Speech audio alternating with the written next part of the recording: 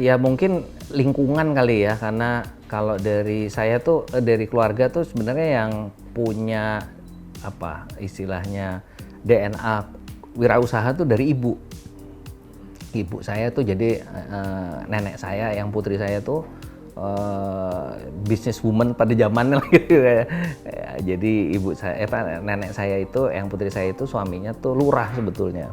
Lurah di satu desa di Klaten sana, namanya Pedan. Jadi yang putri ini yang pandai mengelola komoditi lah. Di saat orang panen dia beli berasnya gitu kan, nanti pada saat musim paceklik dia jual berasnya. Nah lalu juga beli batik, jadi beli batik pada saat pada saat harganya rendah dia beli kainnya, ntar dijual pada saat panen. Kalau panen kan orang banyak punya duit gitu ya, seperti itu. Jadi saya sih melihat mungkin dari ibu ya, dari garis ibu. Nah kebetulan ayah saya sendiri itu backgroundnya kan kalau dari keluarga bapak saya itu lebih kepada lebih dekat kepada hal-hal keagamaan dan sosial. Dari kakek saya yang kakung saya dari bapak itu yang namanya sebetulnya diambil namanya Sahid. Jadi Sahid itu sebenarnya nama kakek saya. Jadi kakek saya, jadi namanya Eyang Sahid Djogo Sentono gitu namanya itu. Nah itulah dipakai nama dari kakek saya. Nah di ayah saya mulai berwirausaha itu, jadi ayah saya tuh dulu tuh sebetulnya ikut tentara pelajar gitu. Jadi waktu zaman dia masih muda tuh dia ikut itu, makanya dia termasuk veteran ya, dapat bintang gerilya segala. Jadi setelah selesai kemerdekaan tahun 53 beliau menikah dengan ibu saya. Sebelumnya tahun 50-an itu beliau udah mulai mikir gitu, kayaknya nggak mau jadi pegawai negeri deh. Waktu itu kan pilihannya kalau dari tentara ya terus tentara atau jadi pegawai negeri gitu ya. Nah ya saya mikir waktu itu di wira swasta orangnya kan kurang, jadi beliau mulai di situ.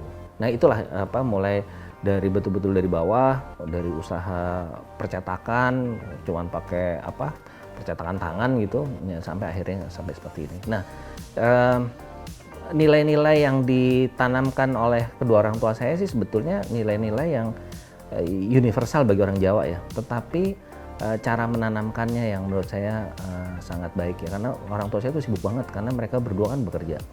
Jadi value daripada waktu ya untuk memberikan ke kita itu sangat luar biasa. Jadi nilai-nilai yang ditanamkan ke kita itu sangat tepat. Jadi benar-benar ininya pas gitu, karena orang sibuk kan kalau itu bisa bablas ya ngasih taunya nggak, tapi ini pinter. Jadi memberikan kita pada saat kita harus ketemu makan pagi ngobrol, dan setiap hari Minggu hari keluarga betul-betul kita harus duduk dengerin wejangannya beliau berdua. Nah itu sebetulnya yang membentuk lah, bukan hanya saya ya, saudara-saudara saya juga dan anak-anak saya juga. Nah ayah saya tuh selalu mengedepankan pendidikan.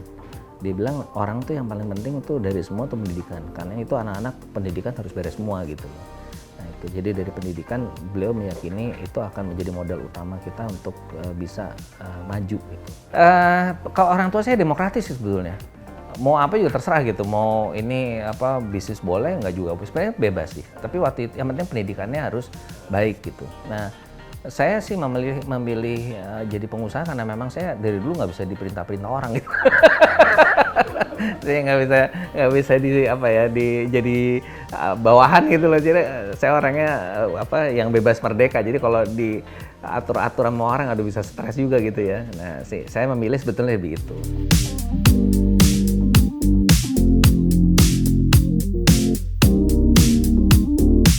Nah kalau di kami menarik juga. Di bapak tuh menanamkan anak laki anak perempuan sama, nggak ada tuh ceritanya gitu. Tapi dibilangin pokoknya kalau yang kakaknya harus sayang sama adiknya, adiknya jangan kurang ajar sama kakaknya gitu.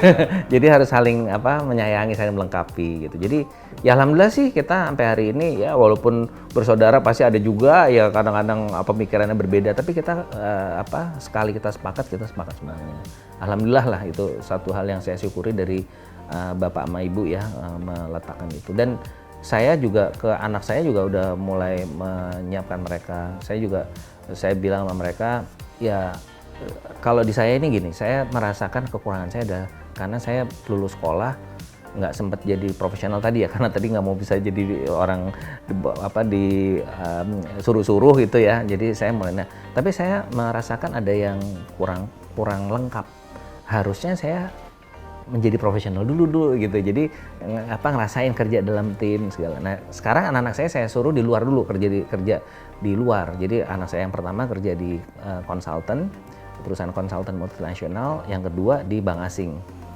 Mereka udah mulai kerja. Nah, saya melihat karena kalau anak-anak ini sudah merasakan, apalagi ya saya juga alhamdulillah mereka nyari kerja sendiri ya. Jadi saya juga bersyukur juga anak-anak ini cukup punya kualitas gitu. Nah, kalau mereka itu bekerja dalam suatu lingkungan yang baik, organisasi usahanya bagus, itu akan memberikan nilai tambah kalau dia nanti suatu saat kalau dia mau jadi pengusaha. Itu ada nilai plusnya. Ketimbang saya nih, kalau saya ini kan ya udahlah gitu, karena nggak pernah ngerasain disuruh-suruh orang kan ya berani nyuruh saya orang tua saya aja gitu yang ngerjain, yang lain nggak ada gitu, bebas merdeka.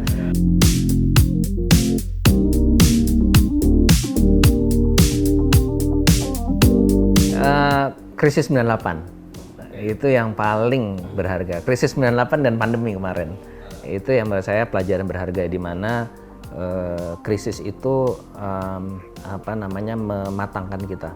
Jadi saya ingat banget waktu dulu tuh juga ayah saya selalu bilang, kita kalau punya usaha tuh harus dijaga rasio utang sama modal, ya rasio utang sama equity itu harus dijaga. Nah itu ternyata memang betul. Jadi pada waktu krisis 98 itu sangat luar biasa ya. Saya kebetulan waktu itu utang grup saya tuh sebagian besar tuh dalam dolar gitu, dalam US dollar. Itu juga ampun juga, karena dari dolar 1.000 rupiah bisa jadi 20.000. Utangnya segunung tuh.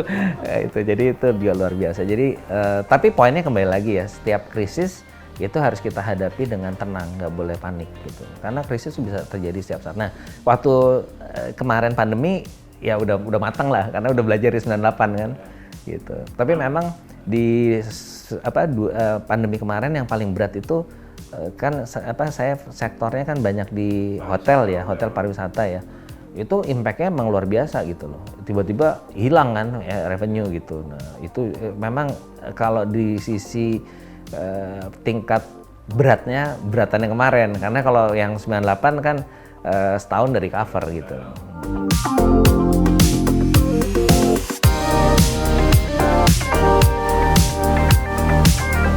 Kalau bagi saya ya tentu berkah iya ya, tapi juga untuk menjaganya itu juga tidak mudah ya. Artinya kita harus ya itulah beban orang tua itu juga kan, aduh itu biasanya generasi kedua itu selalu dibandingkan dengan di atasnya kan. Ya, kalau bandingin nggak apa-apa, kita nggak boleh salah, itu yang penting, nggak boleh salah, karena gimana pun juga kan ada nama keluarga di situ ya. Itu yang tidak mudah menjaganya terus terang. Nah, itu tapi ya itu kalau dibilang berkah iyalah, kan itu kan tanaman orang tua kita ya, tanaman orang tua kita yang menikmati. Dan saya juga menanam untuk anak saya gitu. Nama baik itu kan harus dijaga.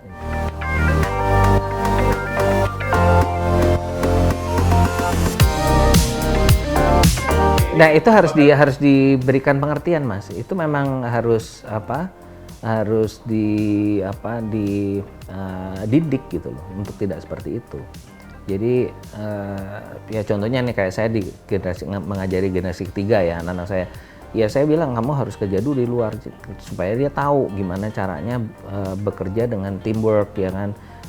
Dia dikasih target, dikasih tenggat waktu, di pressure. Yang mana itu saya nggak alamin. Itu saya merasakan yang tadi saya bilang saya nggak lengkap gitu loh. Nah, kalau gitu kan dilatih, egonya dia juga dilatih. Kalau begitu kan dia udah punya pengalaman, dia udah punya kemampuan, kalau dia nanti punya usaha sendiri atau dia bergabung dengan bisnis keluarga, dia punya nilai tambah gitu. Itu yang menghancurkan gitu Mas, karena dia nggak disiapkan. Karena dia tidak dipersiapkan baik secara kemampuannya, dipersiapkan values-nya, values filosofi daripada corporate culture keluarganya apa, ya itu udah bablas aja kalau begitu, nggak ngerti, kemampuan nggak ada, yang ada ngaco kan. Itu banyak itu. Generasi ketiga ini, kalau generasi kedua masih mengalami lah perjuangan orang tua ya. Generasi ketiga ini mau benar-benar lahir makan dengan sendok emas kan. Iya. Tapi kalau saya lihat sih insya Allah ya, kalau saya harapan dan doa saya untuk bukan hanya anak saya tapi generasi ketiga keluarga kami, mudah-mudahan dia akan jauh lebih baik dari generasi keduanya. Mudah-mudahan ya, karena kita persiapkan, kita ini kan.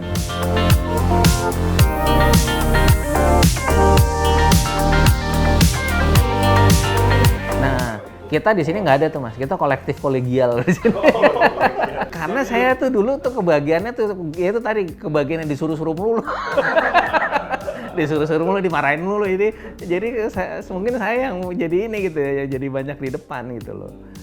Itu aja sih sebenarnya. Tapi kalau kita tetap kalau di family itu kolektif kolegial, kita mengambil keputusan bersama.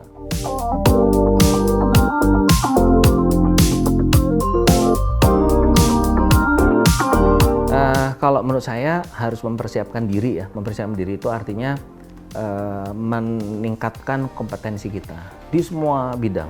Kompetensi ya tentu pendidikan ya. Pendidikan itu udah pasti menurut saya, gimana pun juga pendidikan sangat diperlukan lah untuk basic seseorang untuk maju ya.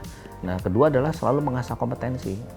Kita tuh ininya di mana, dan itu yang betul-betul di perdalam. Nah, ketiga, networking. Networking itu penting karena dengan networking itu akan mempermudah apapun yang kita kerjakan. Gitu. Itu sih yang paling penting. Bagi saya modal itu justru yang tidak nomor pertama gitu loh. Itu bisa bahkan mungkin terakhir itu. Karena kalau kita punya kemampuan, punya background pendidikan yang bagus, punya kemampuan, punya networking yang baik, itu orang itu malah bisa memberikan kepercayaan kepada kita. Saya ingat tuh, saya juga bilang sama saya gini, kalau orang punya usaha, punya modal mah biasa, bilang gitu. Tapi kalau orang nggak punya apa-apa, mendapatkan kepercayaan dari orang lain, menitipkan uangnya, dikerjakan dengan amanah, sukses, nah itu baru hebat. Gitu. Kalau orang punya duit tuh enggak, itu semua orang juga bisa, dibilang gitu. Tapi kalau orang bisa memegang amanah, dikerjakan dengan baik, itu baru luar biasa. Itu tadi kan akhirnya uang itu bukan segala-galanya gitu. Nah ini juga tadi pesan juga untuk generasi muda ya itu. Dan yang paling penting juga menjaga kredibilitas, menjaga kepercayaan, amanah itu penting karena kalau udah sekali kita namanya jelek ya dalam bisnis, waduh tuh bisa repot tuh gitu loh. Itu usahakan betul harus profesional lah jadi pengusaha ya. Itu harus betul-betul deliver apa yang dijanjikan ya harus bisa di-deliver gitu. Itu menarik. Iya, menarik itu. Jadi anak-anak itu sekarang itu ya tentu bisa berbeda-beda ya. Cuman saya yang melihat dari lingkungan yang ada di saya lihat anak-anak sekarang itu juga luar biasa loh. Mereka itu cenderung sangat sangat efisien, taktis gitu loh. Kalau zaman saya kan masih banyak kembangannya gitu. Anak-anak saya tuh taktis. Bahkan di dalam hal lifestyle mereka aja banyak dari mereka tuh sekarang nggak mau punya mobil. Udah karena nggak punya mobil, naik itu taksi online bisa, itu ngapain mesti itu. Tapi segitu itu sudah luar biasa sekarang. Dan apa-apa tuh pakai research itu. Kita ngomong-ngomong gini, tangannya jalan. Kita ngomong apa dia cek gitu di Google. Kacau juga sih bilang nih gitu. Jadi mereka precise gitu kalau menurut saya. Dan saya yakin lah anak-anak ini akan bisa menjadi ini kita ya penopang kemajuan negara kita. Nah kita yang ini mesti jagain mereka kan dari orang-orang yang ngusil ya, yang pikirannya suka aneh-aneh itu.